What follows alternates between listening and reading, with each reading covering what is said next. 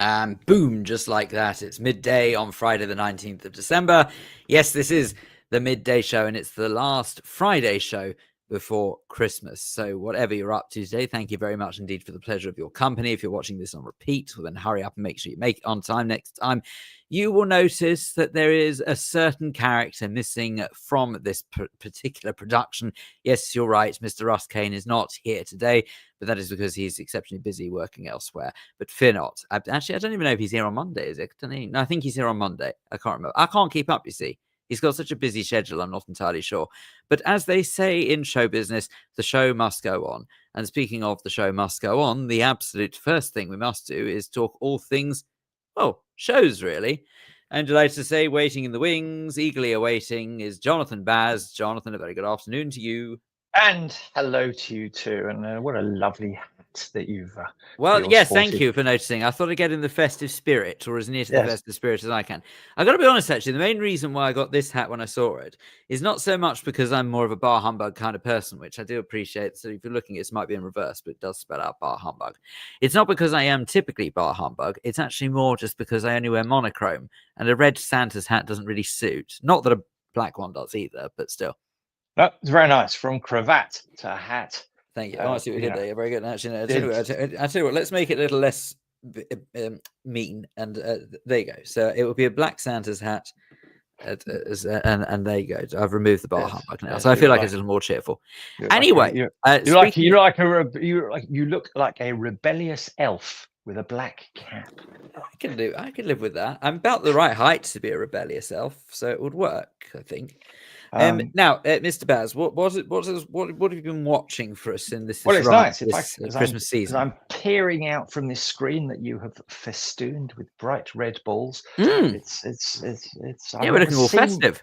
I've never seen myself looking so festive, which brings us nicely on to my first show of the week to talk about, which is in full festive spirit, The Nutcracker. Presented by the English National Ballet at the Colosseum, the London Colosseum. And it is all manner of gorgeousness. The ballet is choreographed this time around by it's a co-choreographers, Aaron Watkin and Ariel Smith. And it is a visual delight. The dancing, of course, is top notch. And what's really quite lovely is that there are moments when there are some, in much the same way as in local pantomimes will involve various groups of local child performers rostered in over the run of the show. So the Nutcracker has press ganged some young good gosh, we're talking 4, 5, 6-year-olds when it comes to some of the dances of the suites from the Adagio School of Dance, which is an absolutely glorious touch.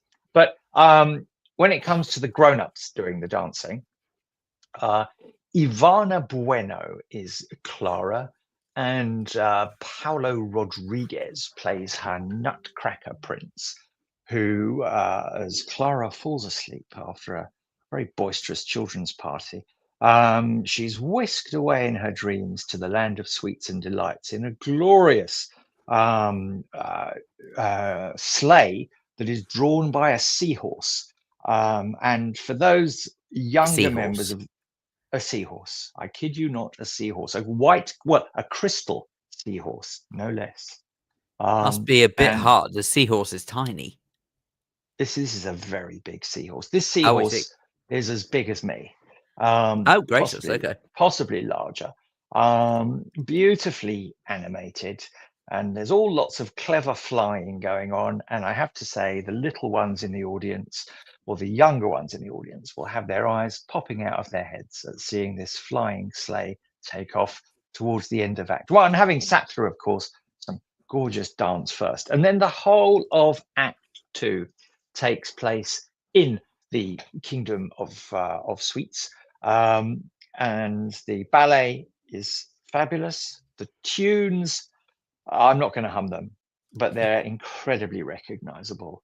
And if you happen to cast your mind back to Everyone's a Fruit and Nutcase, if that means anything to you, it could be that you feel that you're possibly too young for Well, that. it's less that. It's more that I was just, every time I hear the expression, I just think of my family. But yeah. Well, listen, hey ho, that's a default that is applicable to most families. The tunes are gorgeous. The visuals are absolutely sumptuous. The designer of the whole piece is and I'm just skimming through my notes, Dick Bird. Dick Bird is the designer, and really it's just so wonderfully imaginative. So, And but from what I'm interpreting from what you're saying, this sounds like it's a production that's for people of all ages. It's not necessarily that they've honed in on one particular age range, right? yes, yeah, it's a Christmas ballet. It's a Christmas ballet. It's running at the Colosseum until January the 11th. It's very much there for the festive season. I would say the bulk of the audience is made up of adults, because the Nutcracker is a classic ballet. But of course, it has such a gloriously child-oriented angle. So we're not talking about any dark stories here at all. It's just sweet and gorgeous. And if any of our listeners or viewers are contemplating a festive trip to the ballet, it's lovely. It's everything that you expect a Christmas trip to the Nutcracker to be. The Sugar Plum Fairy, which is possibly and her dance, which is possibly the most famous melody from the ballet. The Sugar Plum Fairy is danced by Sanjun Lee. I hope I pronounced her name correctly. Well, however you And pronounce it better than I could. So take comfort in that, I suppose. and she dances this classic routine, with the glorious and a rarely heard instrument when it comes to the dance of the Sugar Plum Fairy, the celesta. Um, Well, I don't know so what that is. can you imagine the tune of the dance of the Sugar Plum Fairy? Don't ask me to Yeah, hum no, it I because know Sugar Plum. I know the actual that song. Yeah, melody. the tune. Yes. And so that it's a very almost like the highest pitch of bells. Goodness. Very very fairyish sounding, tinkling, for want of a better word. But you can play a tune on it. You get into terrible Um, trouble for that, but but boom, yes. So, boom. No, we're the, not. We're not. There are no adult pantos to be reviewed in this episode. oh yes, there are.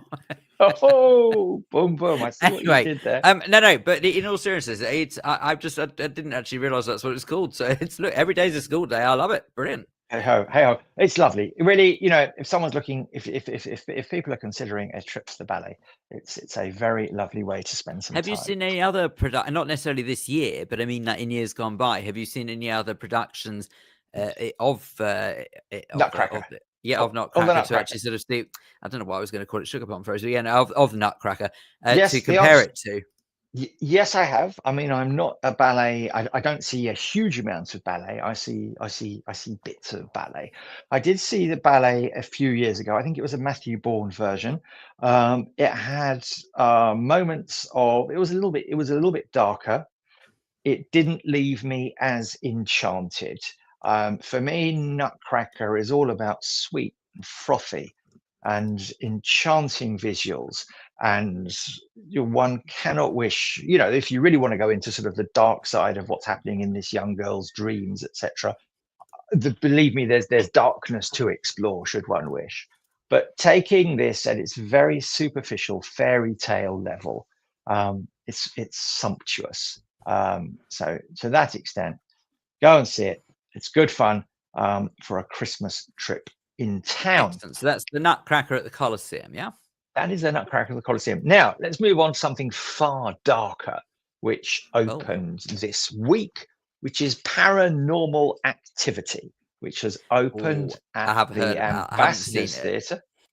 And it's running there until the end of February.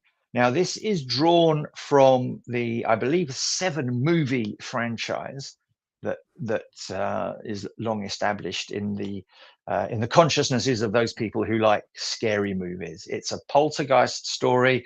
I, in fact, was unable to get to the press night of this one, so I sent one of my minions, who really found it a very, very entertaining night at the theatre. It absolutely did what it said on the tin. This young couple shows up in London from Chicago, over from the windy city of Chicago to the very rainy city of London, where the rain and the lighting add to the atmosphere of the poltergeists that is going on in this house. I'm not going to give away any spoilers whatsoever. Suffice to say, the young chap who I sent to review it, who loves the franchise, was frequently jumping out of his skin. He said, as was This is, the this the is theatre. straight. It's not like it's musical or anything like that. It's not musical, it's not comedy, it's straight drama. It's taking, a horror, scary movie franchise, putting it on stage with some very imaginative, creative people, coming up with the special effects. He sent, brilliant, probably the word brilliant use of darkness at times, and jump scares that are perfectly executed. So if your idea of a good night at the theatre is to go and be scared seeing a story about a poltergeist haunted house, then Paranormal Activity, you will find it extremely entertaining. And for those You see, people, personally, I'd be up for something. I tell you what, because I actually thought sort of the Woman in Black was a brilliant stage production. Because even though it was one of the most sort of, I don't mean to be rude, but it was a very basic production, they still managed to make it quite jumpy and sort of quite terrifying in parts. So I'm all for it. I actually think it's sort of quite. I think it's quite clever, basically, when indeed, and theatres can do that. that is the mark of good theatre. If it works, if you get the audience to suspend their disbelief, that's what it's all about. Be it in Pantoland, be it in a haunted house, be it in the kingdom of nuts and sweets, or whatever it may be, you want the audience to believe that they have been taken into that world that's being created on stage. And Paranormal Activity does that extremely well. And again, as I say, if you're into scary stuff on stage, it's not on for very long, as I say, only till the end of February. Then it's absolutely a play to see. Not that I Now, want to, go on. obviously, I was going to say, not that I want to sort of carry on drawing the comparisons to Woman in Black, but it's just it's the first thing I think of when you think of Yep. going to the theatre and jumping out your skin. But unlike Woman in Black, do you know whether or not they've put a bit of effort into maybe some of the sets and the scenery on this, or is it again, it's more Yes. about actually? Yeah. The scenery is very clear. It's a mixture. This is a combination of suspense, and it's also brilliantly clever visuals. There are clever things that are, the illusionists that have been hired to make the stage show work are top of their game. So there are physical, practical effects that take place on stage that really make the scares work. Cracking. All right. So Paranormal Activity, superb. Just remind us, which theatre was that? Sorry. That's at the Ambassadors Theatre till the end of February. Moving slightly northwest in terms of theatrical location, but southeast in terms of the subject matter of the play, is Indian Ink, Tom Stoppard's play that opened this week at the Hampstead Theatre. And enchantingly, including Felicity Kendall, I've used that word at least once this morning already, including Felicity Kendall. Felicity Kendall deserves it. In a lead role in this play. Indian Ink is it's a little bit of a magnum opus by Stoppard.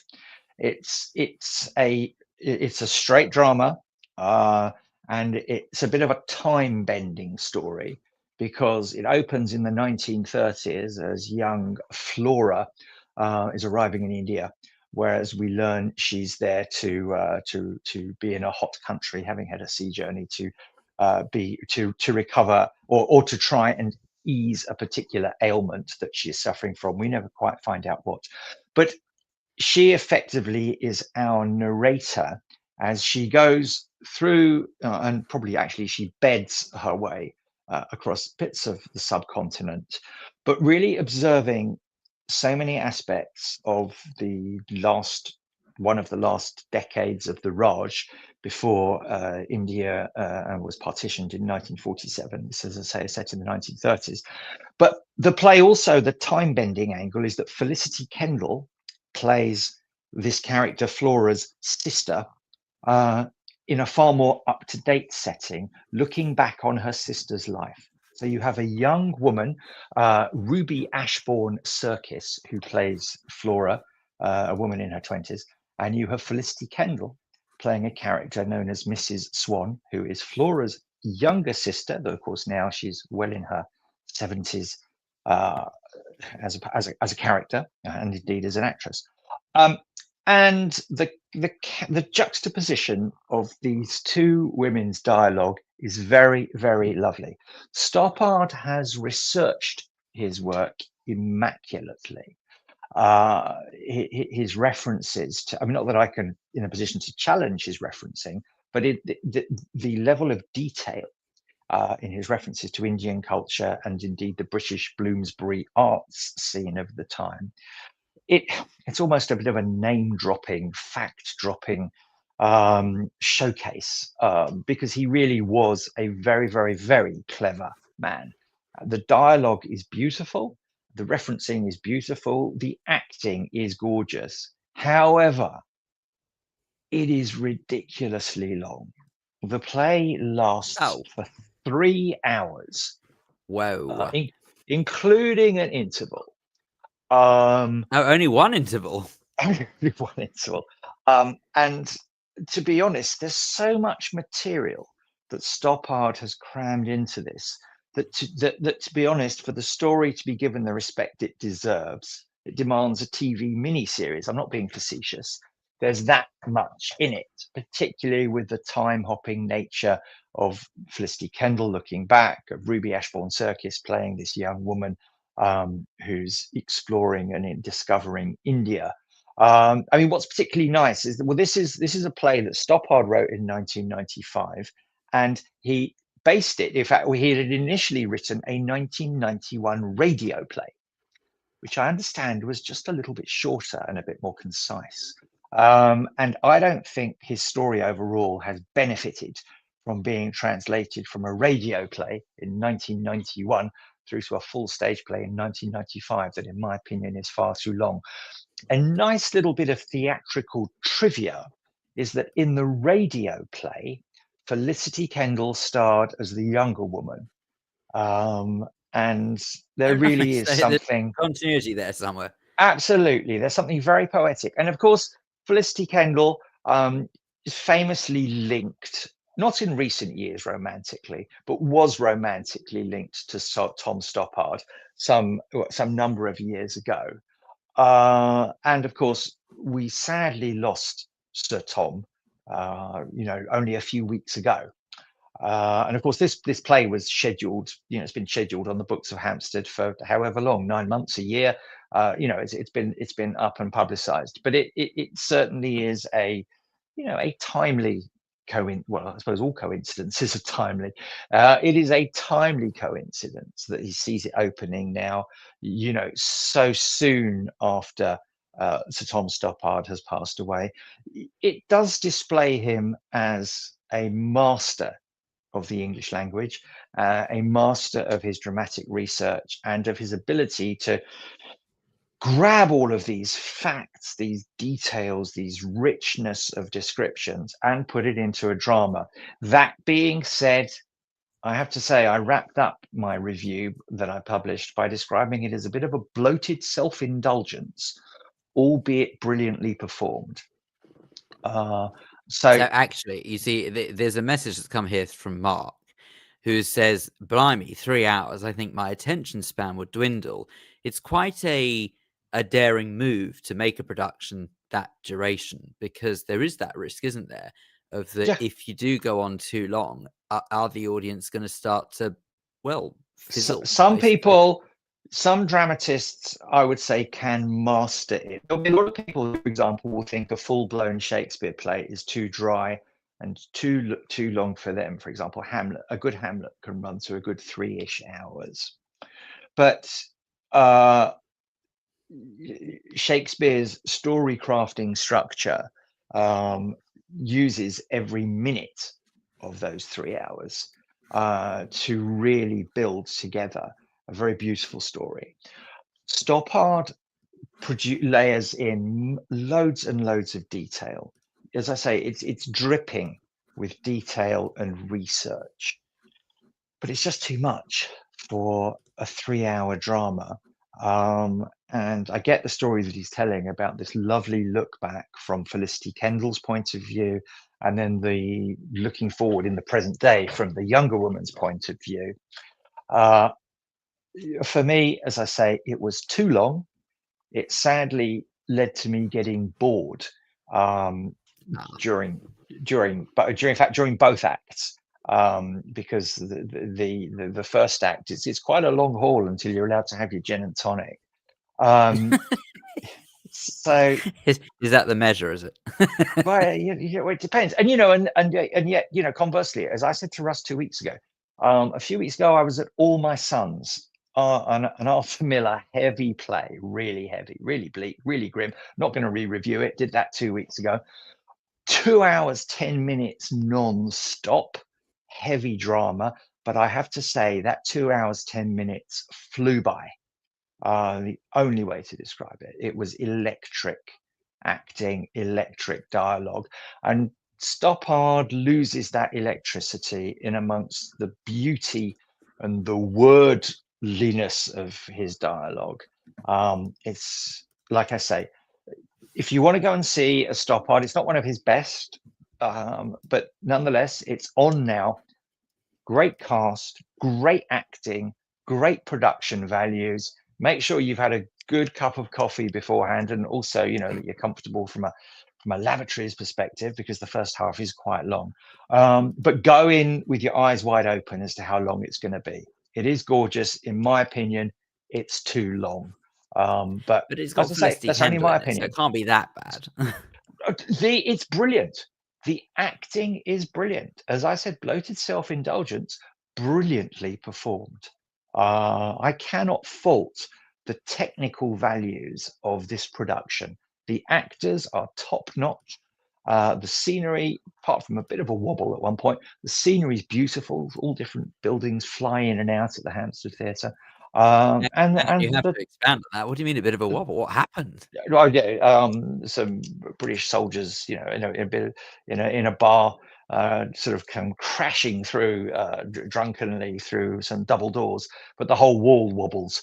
You get the impression that they're, some hooray Henrys, having a jolly good night out. But it would help. It would have helped if the wall had not wobbled as they came through these doors. Because it kind of. I love anything like that. Yes, it distracted our attention from the brilliance of their acting. So, go and see it. It's good. Very, very long, in my opinion. Too long. Now, let's come on to shows that are both extremely good and extremely entertaining. One is a family show, and the other one. We just need to remind people that was Indian Ink we were talking about. That was Indian Ink, Hampstead Theatre, on until January the 31st. Cracking. Sorry. Yes, sorry. I have seen a number of pantomimes this season. In fact, most recently in my last one, which I'm not really reviewing because young Master Baz is playing Dandini, but it's Cinderella down in Brighton, and it's very gorgeous. And if you're in the Brighton, Southampton neck of the woods and you want to go and see a good panto, go and see Cinderella at the Bournemouth Pavilion. It's a cracker. And moving to a Cinderella that is far more London based. This is the pantomime at the Richmond Theatre, not unsurprisingly to be found in Richmond. It's a nice theatre. Cinderella, it's a lovely theatre, classic panto, done perfectly. It was the best panto that I have seen this year, and I've seen, I guess, half. I've only seen half a dozen. I say only. I have colleagues in the reviewing in the reviewing industry who have seen 30 pantomimes over the course of the last 2-3 weeks. Oh, yes, they have. Anyway, I've seen half a dozen. This panto at Richmond is produced by the same production company that pulls together the Julian Clary panto at the Palladium. Oh, Palladium, yeah. And this, however, is charging Richmond prices, which are considerably cheaper than the Palladium. It is directed by Gary Wilmot, who for the last few years has been because he's part actually been of, in the Clary yes, panto. he's been yeah. for many years. He's been one of the featured artists, you know, where Julian Clary headlines it, or some particular TV star alongside Julian Clary. Then Gary Wilmot is next up on the billing. So Gary Wilmot knows how, and he's written bits of this panto as well. Gary Wilmot knows how to write, above all, how to direct a panto. The comedy is fabulous. And I should also mention that the choreography at Richmond is choreographed by none other than Stephen Mear, CBE. I think I've got that right. Stephen is one of our leading choreographers. He's far too young to be called a national treasure. But you know, everyone's heard of Matthew Bourne. Lots of people have heard of Stephen Mear. He's not a name that rolls off the tongue in the way that Matthew Bourne's name does, but Stephen Mear's choreography is fantastic. And you know, if I tell you that he's managed to squeeze a bit of tap dancing into this show with a squad of tap dancing polar bears, don't ask me how they feature in the story because I really can't remember, but they danced bloody brilliantly.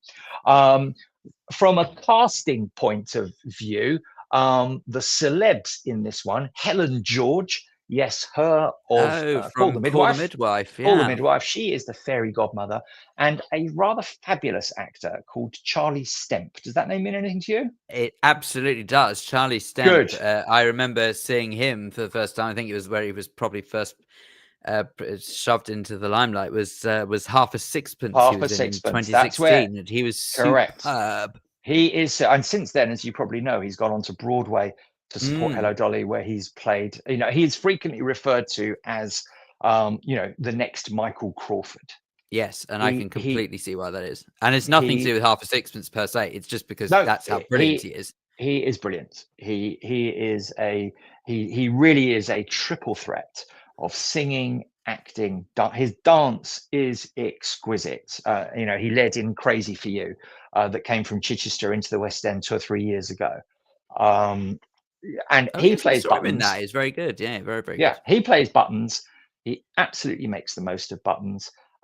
It is, yeah, gorgeous panto. If you're in the Londony area, ideally southwest London, because that makes Richmond far more accessible, go and see it. It is a top-notch pantomime. It is on until January the 4th, and it's really rather lovely. So I have to say, I don't expect for a second that Charlie Stemp would remember this, but when he started in Half a Sixpence, I at the time was working for the BBC in London, and one of the shows that I was producing, they had him on as a guest.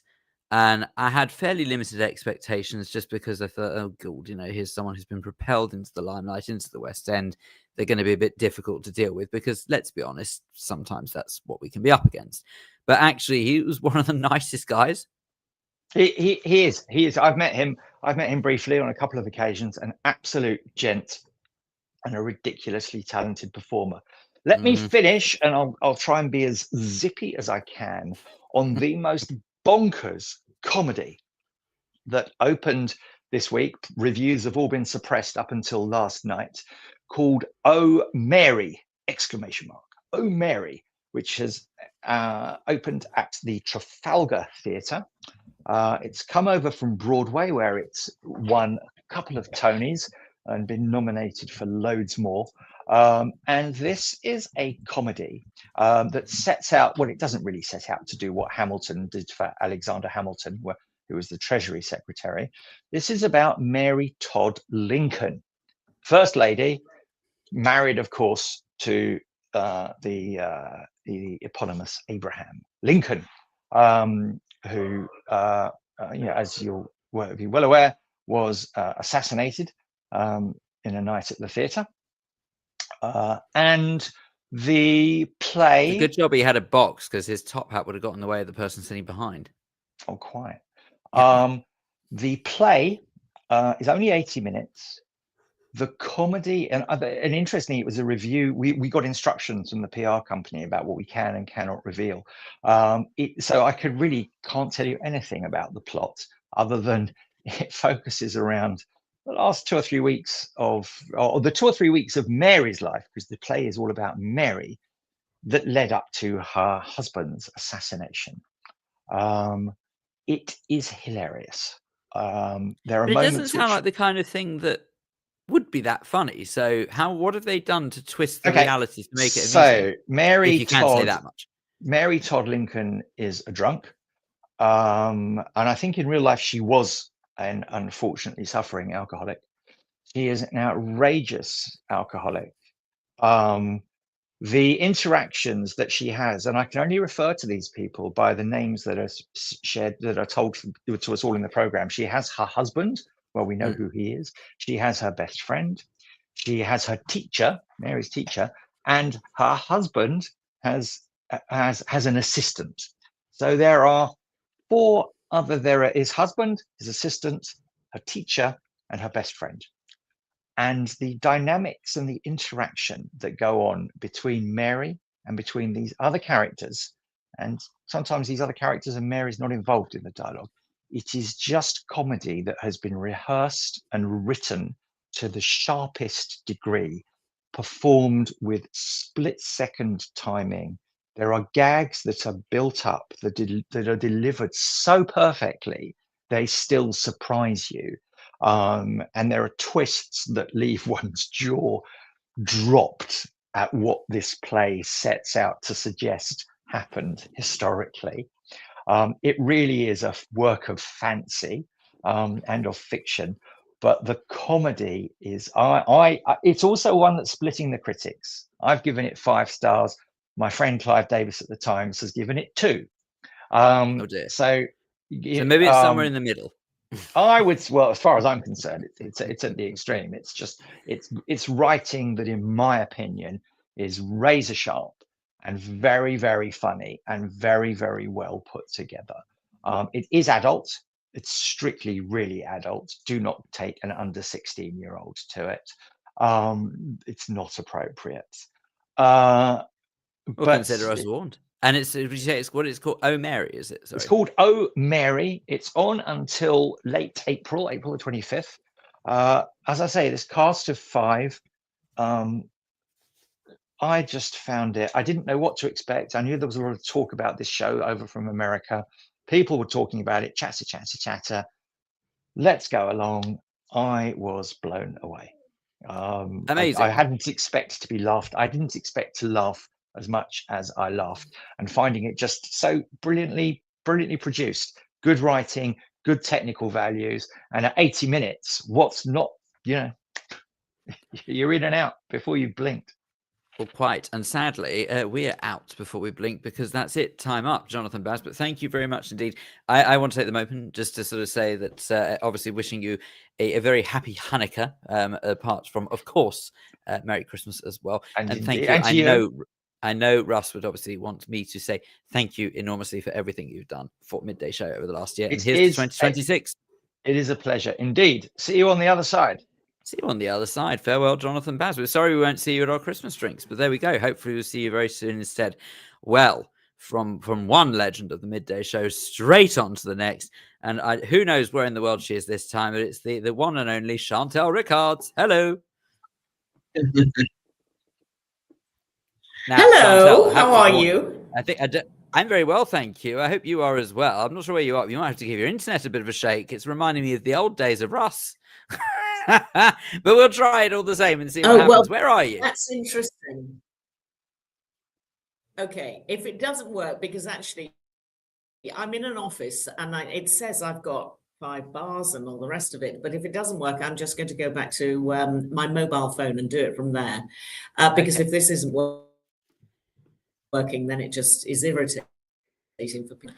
But you'll have to tell me, because I won't know whether I'm breaking up. This is very true. No, I appreciate that. I dare say it's a little shaky, but we'll persevere. We'll muddle through and we see what we can do.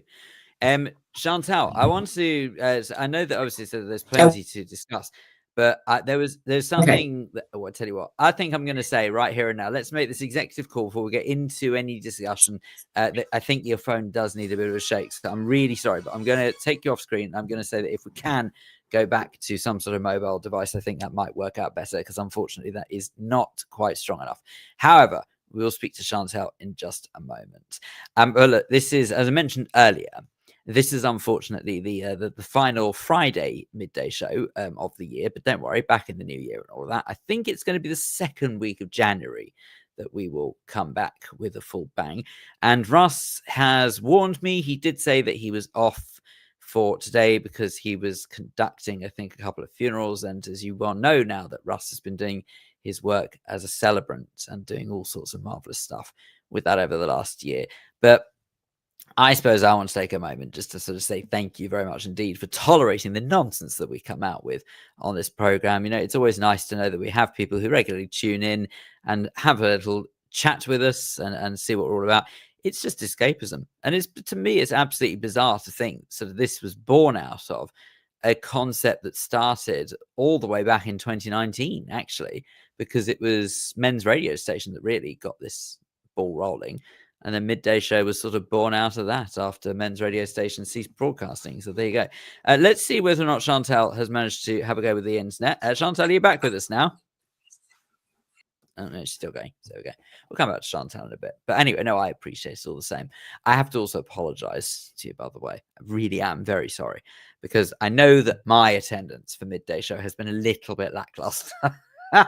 Because the truth is that unfortunately work can be quite unforgiving for me and quite brutal, in the sense that I never really know from one week to the next whether or not I'm available or not, which I know is absolutely no way to commit to a regular program. One of the first things that any of us are taught in this industry is that radio basically waits for no man. Of course, in this day and age, you'd have to say no, waits for no person, but one way or another, a radio does indeed wait for no man. And as a result of it, I suppose I've always been somewhat torn between knowing that particular concept and premise versus actually trying to honor my commitments and staying loyal to Russ and, of course, to all of you for the midday show as well. So I apologize, and I'm very grateful that you do recognize that once in a while I do have to put the other work first. I don't mean to. I'm very sorry. Mind you, actually, speaking of the other work first, good grief, I've got to tell you what happened yesterday. If I seem a bit out of it today, I know I always waffle. I get that. But if I seem a bit more waffly than usual, the truth is because I'm absolutely shattered. Yesterday, I was at work from 9 a.m. standard, no problem at all. That's fine. Knew that I wasn't going to finish at 5 o'clock. I thought I was going to finish around 11 p.m. because my understanding was that I had to disappear off for a couple of hours, just because then I was going to go and do something on air yesterday evening. But I thought it was only going to be for an hour. It turned out that I ended up doing 3 hours. So I never actually left until 1 a.m. So I'm afraid in the end, I ended up doing yesterday 9 a.m. to 1 a.m. So a little bit sleepy. So forgive and forget if I look like I've got more bags under my eyes than Heathrow lost luggage. I can only apologize for that.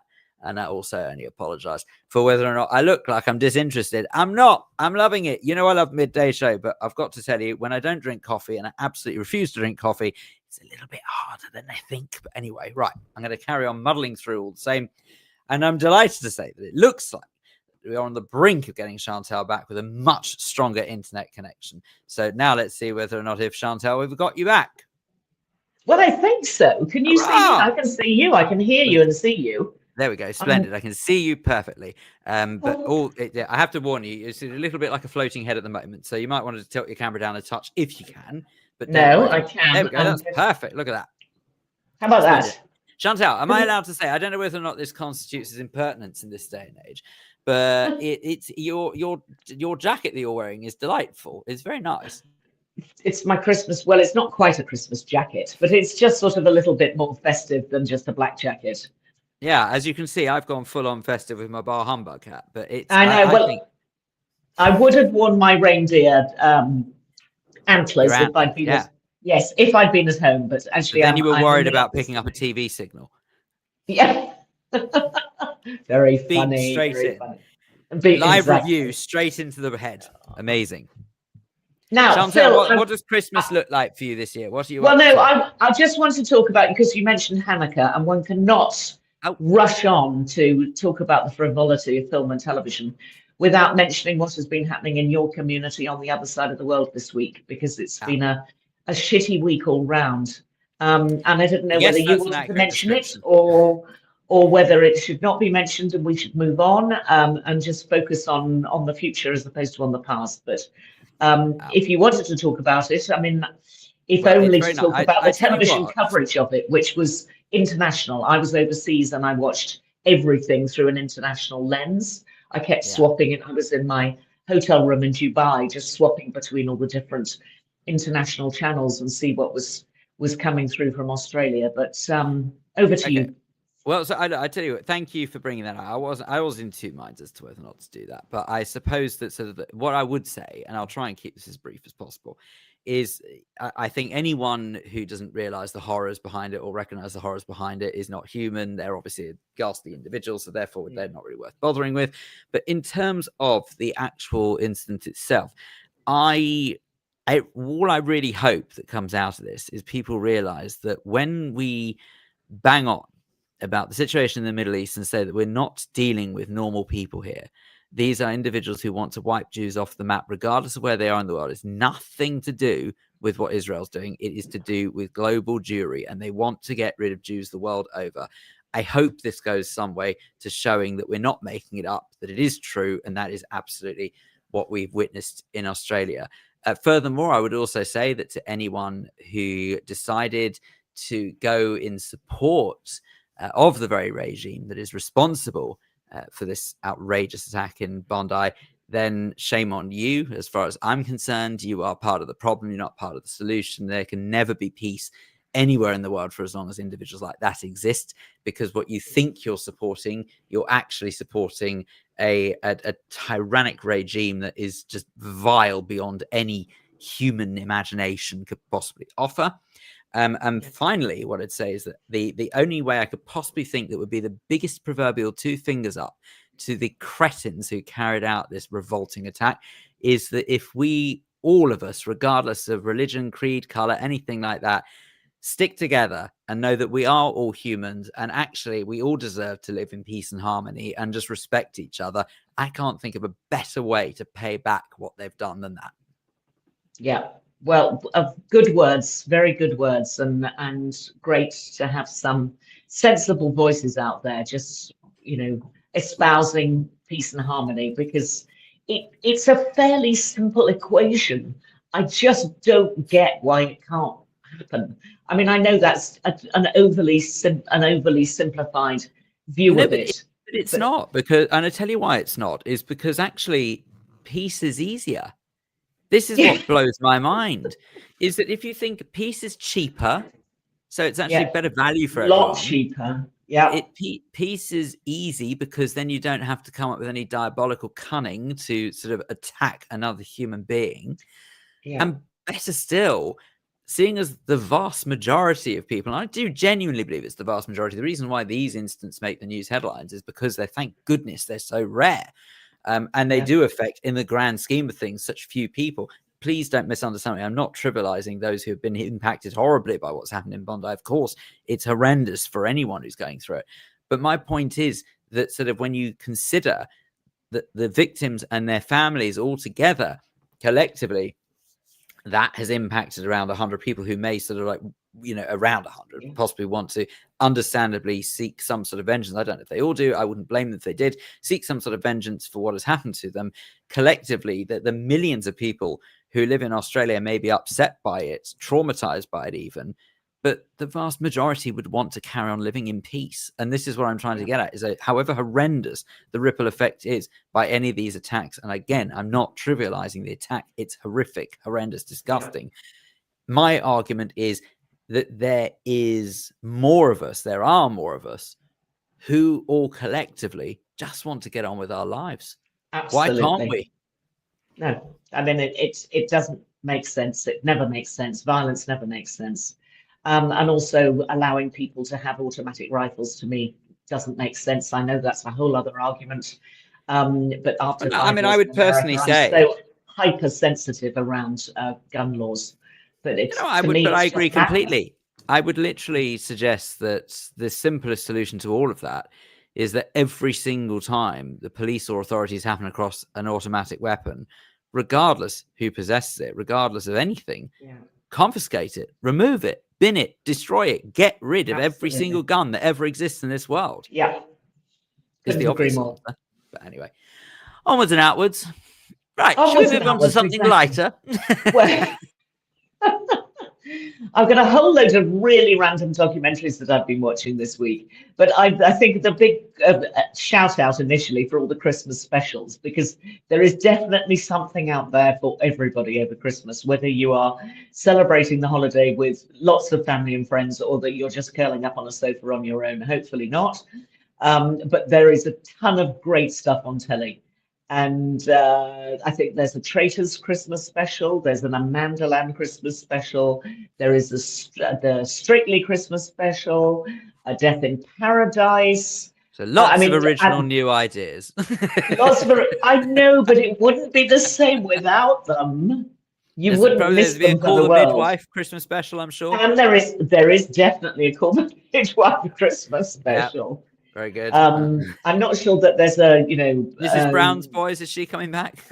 Oh, actually, I didn't see that in the list, to be honest. Oh, goodness me. So I'm not sure is the answer to that. Oh dear. No, I didn't see that in the list. Anyway, there's a ton of stuff out there. All great Christmas movies, obviously. The cinemas, again, are full of things like It's a Wonderful Life and, Love Actually and all those favourites that we like to watch over and over and over again at this time of the year. So there's lots to... Bad to admit that it took me to about probably 2 years, maybe 3 years ago before I actually even watched It's a Wonderful Life. No, I'd never seen it before. I'm going to have to talk to your mother about your deprived childhood. I'd never seen it before that. It's quite a good film. I can understand why it keeps coming back. I think it will catch on. Good. Yeah, I think it might. 50 years' time, they might still be talking about it. Who knows? But yes, it's there if you want to go and see it. What's your favourite Christmas film, if that's not too difficult a question? Well, I suppose it's got to be Love Actually, I would think. Really? Goodness. Yes. I mean, it certainly isn't The Holiday, which is the worst Christmas film ever made. Oh my goodness. You're about to fall out with my mother big time if you tell her that. Oh my God. You know how many times she has seen that film, regardless if it's Christmas or not. I'm not exaggerating. I'm not exaggerating. I genuinely believe, I think she's seen it over 30 times. She's a mad woman. I could have told you that. Well, there you go. Okay. We'll move on from your mother's taste in movies then. But I think probably Love Actually drags me in. Every time. It's just, And the new, I don't know if you see the new Waitrose advert with Keira Knightley, but I have not, but as a standard rule of thumb, try and avoid adverts, but yeah. Okay. Well, there's a sort of reference to Love Actually in the middle of it, because she's standing at her front, she opens her front door and she says to and I can't even remember the comedian's name. So she's been married up with a sort of quirky British comedian whose name just escapes me. Oh, is this the thing where he's holding signs or something? I think I haven't exactly. seen this, well, she basically says, "Oh God, you haven't got any signs, have you?" Just as a sort of nod to Love Actually, of that wonderful scene where the actor comes up to her front door and just, the carols are going in the background, and he just wants to tell her that he loves her. Really, it's gorgeous. It's a really nice. I suppose I'm supposed to say, "Ah." You are supposed to say, "Ah." I think you should sit down. I know this is going to sound a little bit obvious for someone of my age, but I think it has to be Home Alone. Oh, okay. Sorry. I'm not crazy about child actors, to be honest, but he was a very good child actor. I don't know. There's something like a bit of like a blanket about it, I can't, like you've got a favorite blanket you just want to sit on the sofa with and just sort of like almost, dare I say, snuggle up with. There's something very comforting about that film because it's just been such a constant throughout an awful lot of my life. But anyway, I tell you one thing, I'll just throw this in for good measure. When I heard the horrible news about Rob Reiner and the response from the administration, which I thought was awful in the extreme, That aside, I think that I one might use the word immediately wholly inappropriate, but yes. wholly inappropriate. Yeah, holy smoke. Um, I immediately went back and rewatched The American President. And The American President, I think, is an absolutely brilliant film. Is it one of my favorites? It's certainly up there because I love a rom-com. And it's Michael Douglas playing the American president. It's written by Aaron Sorkin. So the script is absolutely rocking. And he is widowed and he falls in love with a lobbyist who is played by Annette Bening.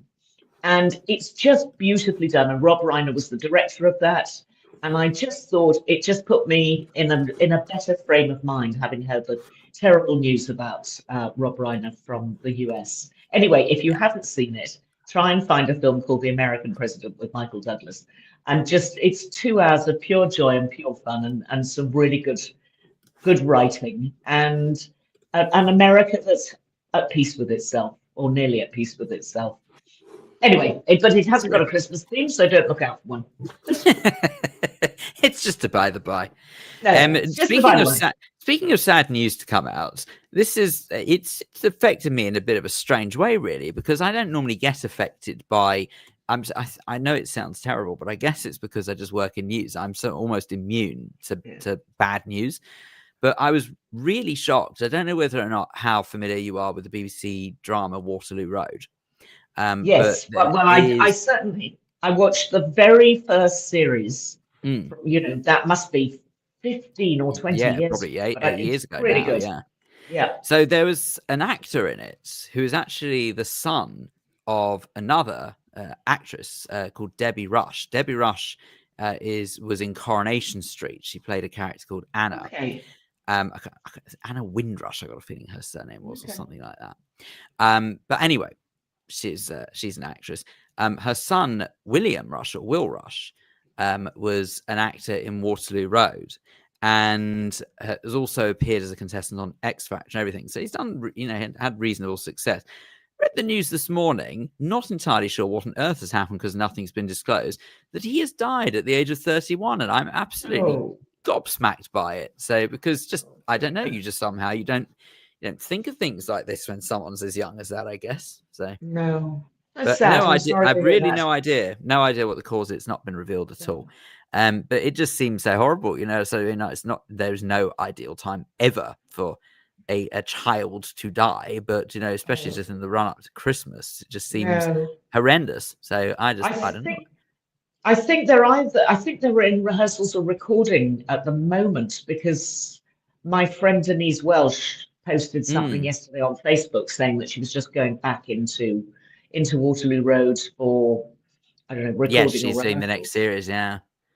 So yes, I mean that's imminent. She actually, I think Denise actually also posted some sort of tribute to him as well. So she's definitely worked with him. Okay, right. But I don't know. I just saw it earlier on. I thought, good gracious me! And I need to make the most of every moment. Flipping heck. No, indeed, absolutely. So I was going to mention initially the Sean Combs documentary. For those who are really into Sean Combs, or even those who aren't, I didn't know anything about Sean Combs, better known as P. Diddy, Puff Daddy, Puffy. Oh, yes. I knew the name. I couldn't think why. I mean, it just goes on and on and on. Quite why he's got. Yes, anyway. Indeed. There is a very good documentary on Sky about him, which rather bizarrely is made by his arch rival, who is called 50 Cent, or 50 Cent, as they used to say in America. But it's a rather well-measured documentary, considering it's made by an arch rival, and it just talks about how this guy, who's now worth £400 million and is in jail for various ghastly infractions, as it were, has basically ruined everything, ruined his career, ruined his life, ruined the life of loads of people around him. Just think, how do people get that far and be undetected for so long and not actually get caught out? And it's about But power. It's I it's hate to really say it, but about I mean, power. like you think of someone straight away. You think of someone like Jimmy Savile when you said that, because I'm not necessarily Yeah, comparing well, yes, I suppose Sean so. Crimm's crimes as such to Jimmy Savile's, but it's the Yeah. same kind of premise as someone who is that well known, and people around that individual knows what they're getting up to, and yet nothing happens. And as you say, No. we just live in this revolting world where unfortunately money rules that kind of business. Yeah. Anyway, it's an interesting story. It's a story of our time, rather sadly. It's a very well made documentary, and it's on Sky. So it's worth watching if anybody, you know, is of a mind to sit down and watch it. It's not a fabulous story, but it's a very interesting story. But And it's on then I Sky, you wanted, say, yes? yeah, it's on Sky. But I wanted to ask you whether you had seen the film that came out a few months ago called The Salt Path. Oh, hang on. These. Oh, Wait, hang there's on. a lot. The You must Salt- have covered this in the news. The this Salt was. Path is with Gillian Anderson and Jason Isaacs, and it's based Oh no, on. it's not what I thought it was. Then sorry, no, I haven't. Well, it's based on a true story, she says with Mm. inverted commas for those who are listening on Listening. radio, listening and not watching. A true story of two people who lost their home and their livelihood and decided to walk the 600-mile coastal path around Great Britain. And it then turned out, and the film came out, and within minutes of the film coming out, it was found out that the whole thing was a pack of lies. So you don't need to have watched the film, which rather bizarrely, when it came from this original book written by this woman who documented this story of her and her husband losing everything and going around, walking around Great Britain, and he is supposed to have a terminal disease, which is supposed to be ruining his life on a day-by-day basis. Therein lies also part of this story. And then, of course, it was a journalist, I think, at The Observer, who got on her social media, just got a message saying, I've got something to tell you that you need to know in confidence.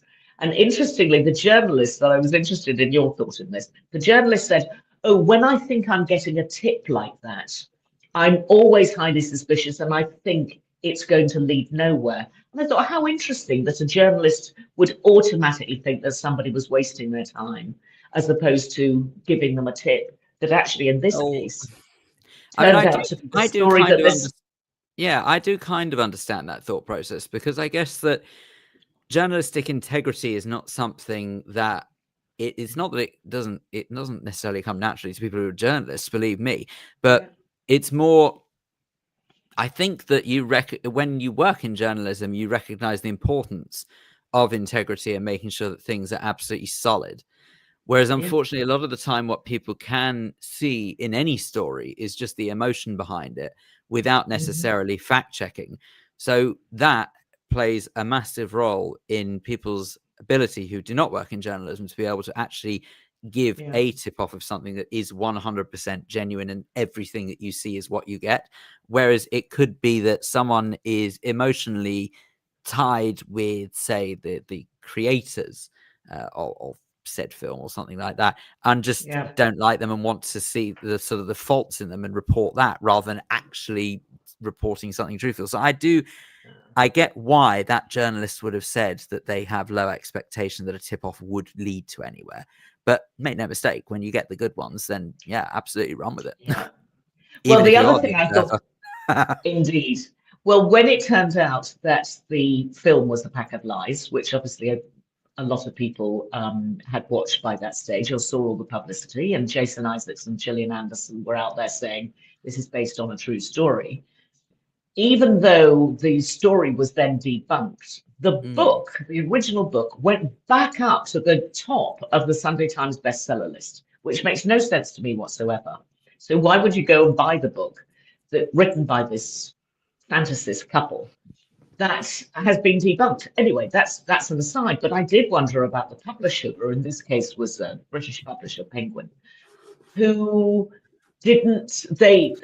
There is a question mark around due diligence, and basically what seems to happen in publishing houses is that somebody comes to you with a story that they say is true and it's their life story, they then just take it on board. So it begs a lot of questions really around ethics and truth, but the documentary I think is really good. So I haven't seen the film. I watched the first 20 minutes of it and I thought, yeah, it's quite interesting and it's well acted. But by that stage, I already knew that the story was a pack of lies. But you just wonder how people get themselves into these situations whereby suddenly the lie just gets bigger and bigger and bigger. Astonishing.